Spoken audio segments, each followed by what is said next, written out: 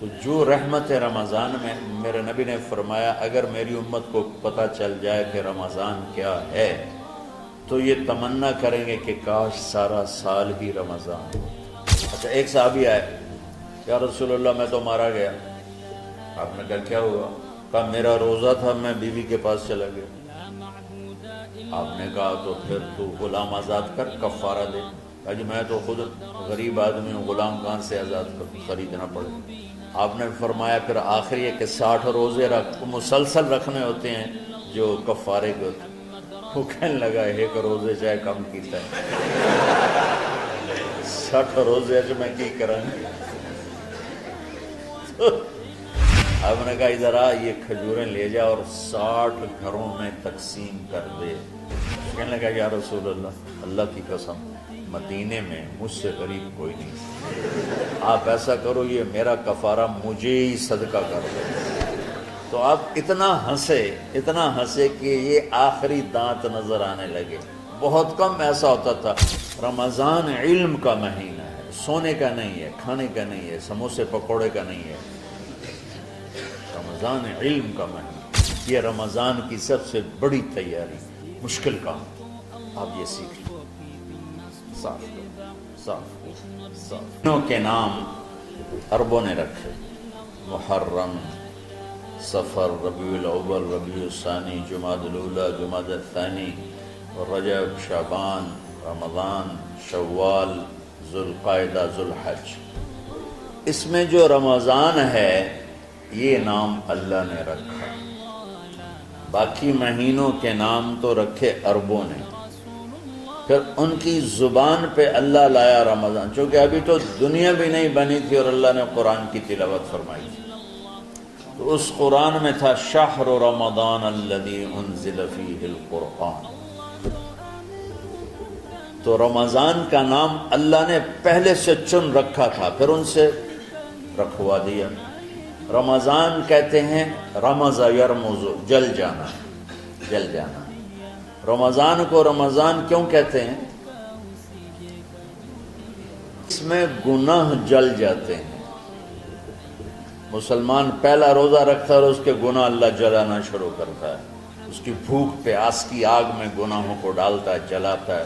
آخر 29 رمضان یا 30 رمضان آخری رات اللہ تعالیٰ اس کی پچھلے سال کے سارے گناہ معاف فرما دیتا ہے۔ تو اس کو اس سے تشبیہ دی گئی کہ جیسے جلنے سے چیز ختم ہو جاتی ہے، رمضان کے روزے کی بھوک اور پیاس کی تپش سے اللہ تعالیٰ پچھلے سال کے سارے گناہوں کو معاف فرما دیتا ہے۔ تو ہم نے رمضان میں شروع کی کہ یہ رحمتوں کا مہینہ، ہر چیز کی برکت کا مہینہ، ہر شے کی اللہ کی طرف سے فراوانی اس میں ہے، علم کی بھی، ہدایت کی بھی، رزق کی بھی۔ پھر اللہ نے اس مہینے کا نام خود رکھا شہر رمضان، شہر رمضان۔ اس میں شب قدر رکھی، اس میں رات کی ایک نماز۔ اچھا، پہلی امتوں پہ روزہ فرض تھا افطاری سے افطاری، افطاری سے افطاری، بہت شدید تھا، 24 گھنٹے کا روزہ۔ بس افطاری کے بعد آنکھ لگ جاتی تو روزہ اگلا شروع ہو جاتا۔ تو ہم پر بھی پہلے ایسے ہی روزہ اترا، افطاری سے افطاری۔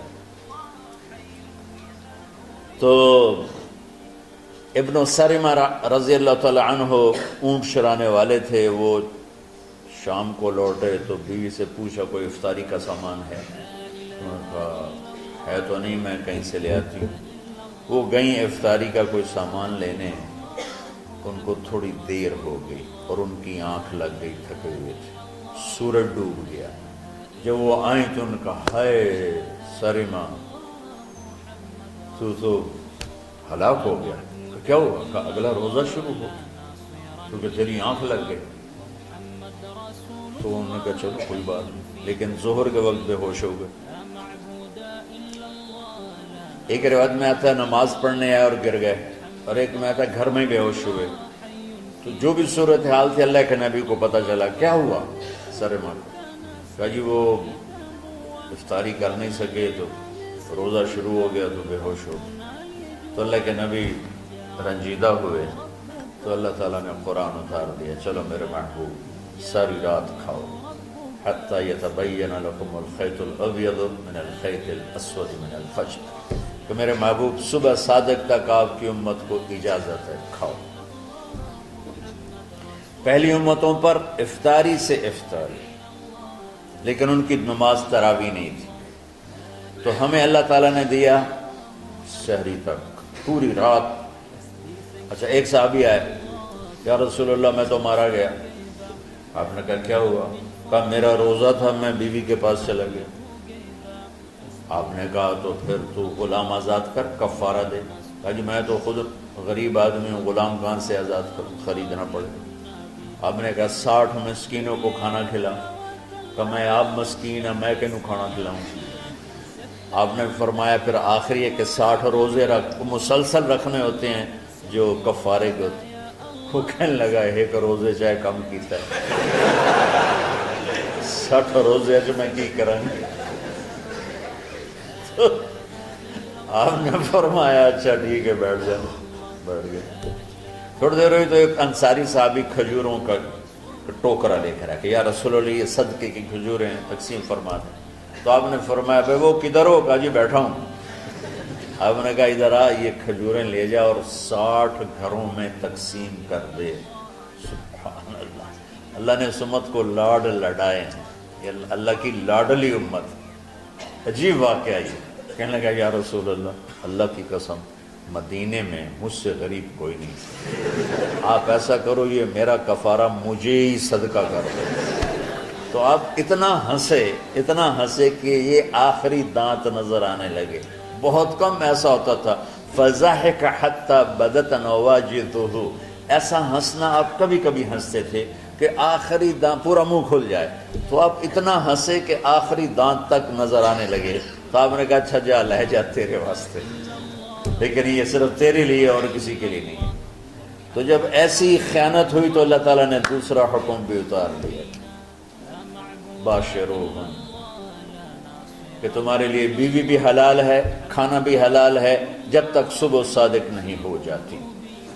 لیکن اللہ نے ہمیں ایک نماز عطا فرما دی جس کو ہم آج صلاۃ التراویح کہتے ہیں۔ میرے نبی کے زمانے میں اسے قیام اللیل کہا جاتا تھا۔ تراویح کا نام کب پڑا اس کا تو مجھے پتہ نہیں، کہیں نہ کہیں لکھا ہوگا، لیکن صحابہ کے دور میں اس نماز کا نام تھا قیام اللیل۔ اس لیے حضرت عائشہ رضی اللہ تعالیٰ عنہ کی روایت ہے جس سے 8 رکعت والے حضرات استدلال کرتے ہیں کہ رمضان اور غیر رمضان میں، اس کو امام بخاری نے قیام اللیل کا ہی عنوان دیا ہے، آپ نے 11 رکعت سے زیادہ نماز نہیں پڑھی۔ ایک ضعیف روایت میں ہے کہ آپ نے 3 دن پڑھائی نماز، یہ تو صحیح روایت ہے۔ کتنی رکعت پڑھائی؟ تو ایک ضعیف روایت میں ہے کہ 20 رکعت پڑھائی۔ اچھا ضعیف روایت سے عبادت ثابت نہیں ہو سکتی حکم شرعی۔ تو جب حضرت عمر رضی اللہ تعالیٰ عنہ نے سب کو، میرے نبی کے دور میں 3 دن کے بعد آپ تو آئے نہیں کہ کہیں فرض نہ ہو جائے، تو صحابہ اپنے طور پر قرآن سنتے تھے ٹولیوں میں۔ صدیقی دور میں 2 سال وہ فتنوں میں گزرا، تو اس میں بھی اسی طرح چلا کہ ٹولیوں میں ہوتی۔ حضرت عمر رضی اللہ عنہ کے زمانے میں حکومت مضبوط ہو گئی، طاقتور ہو گئے، تو ابتدائی سالوں میں نہیں، چند سالوں کے بعد اب مسجد میں تشریف لائے تو لوگ اس طرح کوئی 4 ادھر 4 ادھر 5 ادھر 10 ادھر 20 ادھر، کہنے لگے ان کو ایک امام پہ جمع کر دیا جائے تو کتنا اچھا ہوگا۔ تو آپ نے سب کو اکٹھا کیا اور ابی بن کعب رضی اللہ تعالیٰ عنہ کو امام بنایا اور سب کو ایک نماز پہ جمع کر کے 20 رکعت کا حکم عطا فرمایا۔ تو حضرت عمر کا یہ عمل اس حدیث کو مضبوط کر دیتا ہے کہ چونکہ میرے نبی نے کہا علیکم بسنتی و سنت الخلفاء الراشدین من بعدی، کہ میری اور میرے خلفاء راشدین کی سنت پر مضبوطی سے عمل کرنا۔ تو حضرت عمر کا جو 20 رکعت طے کرنا ہے، اگر ان کا اپنا اجتہاد ہے تو بھی ہمارے لیے عمل کے لیے کافی ہے، اور اگر ان کو یہ یاد ہے کہ میرے نبی نے 20 پڑھی تھیں تو اور زیادہ اچھی بات ہے۔ لیکن بہرحال جو 8 پڑھتا ہے ہمارا اس پہ بھی کوئی اعتراض نہیں، کیونکہ وہ بھی حدیث کے ساتھ بات کرتا ہے، اور باقی پوری امت 20 پڑھتی ہے، ان پر بھی اعتراض نہیں۔ میں ایک جگہ سے گزر رہا تھا، نماز کا وقت ہو گیا، اہل حدیث کی مسجد تھی، میں وہاں نماز پڑھنے چلا گیا تو ایک بہت بڑا اشتہار لکھا ہوا تھا، 20 تراویح ثابت کرنے والے کو 5 لاکھ روپے انعام۔ کس قدر بے وقوفی ہے اور کس قدر احمقانہ یہ امت کی باتیں ہیں کہ 20 تراویح، سینکڑوں سال سے امت کا عمل 20 تراویح آ رہا ہے۔ تراویح کا نام جو پڑھا مجھے یوں لگتا ہے کہ اہل مکہ، یعنی اہل مکہ جو تھے نا، وہ 4 تراویح پڑھ کے ایک طواف کرتے تھے، تو وہ آرام کے لیے ہوتا، ترویحہ آرام، تھوڑی دیر کا آرام، تو 4 تراویح کے بعد ایک طواف کرتے تھے، وہ چھوٹا سا طواف 10 منٹ میں ختم ہو جاتا تھا، اور پھر 4 تراویح پڑھتے تھے، پھر طواف کرتے تھے، پھر 4 پڑھتے تھے، پھر طواف کرتے تھے۔